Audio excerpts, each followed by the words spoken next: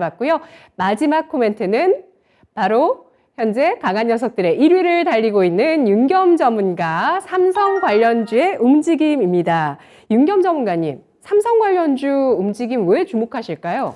예, 지금 언론 기사에 나오고 있습니다. 이재용 부회장이 이제 회장에 등극해서 삼성 이제 주가도 사실 그동안 고전을 면치 못하고 반도체 업황도 열악한 부분에서 뭔가를 이제 본격적인 활동과 이제 리더로서 이제 다목적인 이제 큰 광폭 행보를 보이고 있다는 거, 그런 부분에서 이제 또 삼성 관련 반도체에서 여러 가지 부분이 또 있죠. 이런 부분에서 한번 흐름을 한번 좀 체크를 해보자. 국내 증시 이번 주 시작에 있어서는 이런 부분을 한번 체크해 볼 필요가 있다고 해서 그냥 코멘트를 한번 달아봤습니다.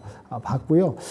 일단은 미국 증시 먼저 보면은 12월 말까지는 그래도 여기서는 약세장보다는 우리가 여름철에 베어 마켓 랠리가 잠시 있었듯이 또 이제 12월 달에 산타 랠리도 있으니까 지금 상황으로서는 그래도 조금 상승세를 그래도 강한 힘은 아니지만 그래도 어느 정도는 이어가지 않을까. 주변 환경 여건이 이런 모습을 좀 보이고 있습니다.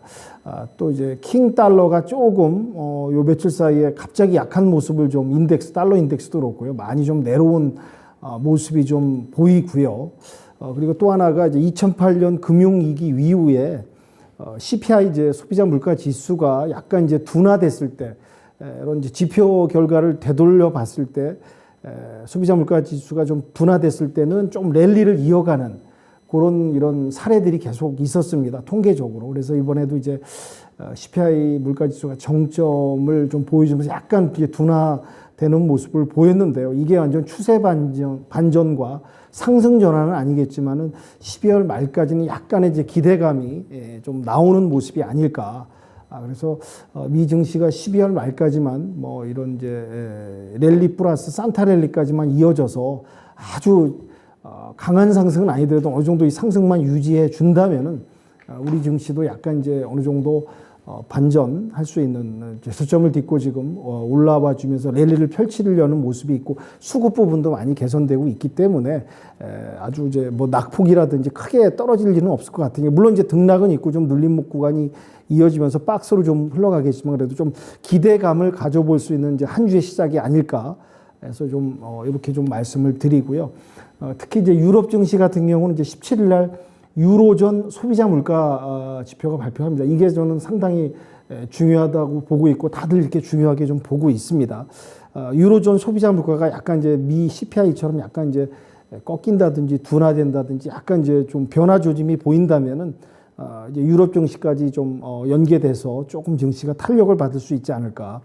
탄력을 받을 수 있는 어떤 근거가 될 수 있지 않을까 해서 17일 날 유로존 소비자 물가가 좀 귀추가 주목이 되고 있습니다. 그래서 같이 좀 소비자 물가가 조금이라도 둔화됐으면 그런 바람이 있고요.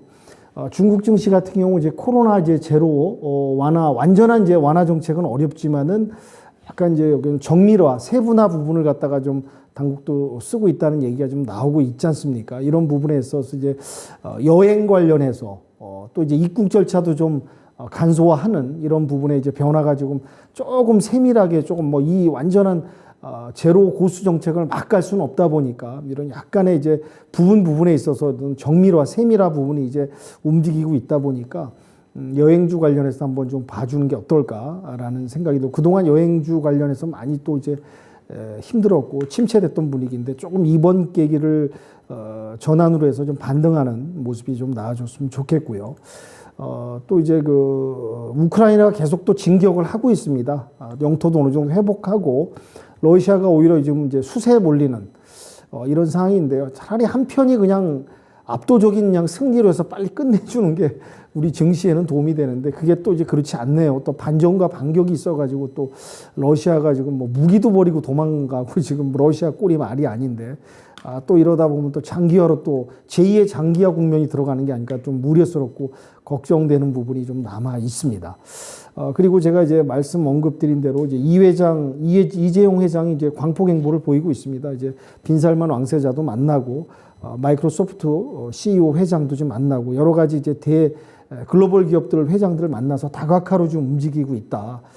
그런 부분에 있어서 이제 반도체 부분이라든지 또 뭐 관련된 뭐 스마트 시티라든지 여러 가지 또 파생되는 관련 부분이 있습니다.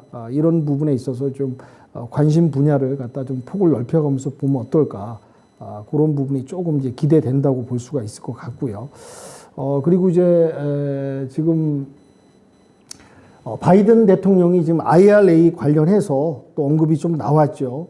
그래서 이제 좀 우리나라 기업들이 좀 우리나라가 많은 또 역할을 좀 하고 있다 보니까 이거에 대해서 이제 IRA 완화법이라니 이런 관련해서 좀 신경을 써줄 것 같은 그런 얘기가 또 나오고 있네요. 그러니까 이제 IRA 관련주들은 또 상원이 또 민주당이 선전해서 다수 의석을 확보했기 때문에 이런 부분에서는 IRA 관련주를 계속 보자 말씀드리고요.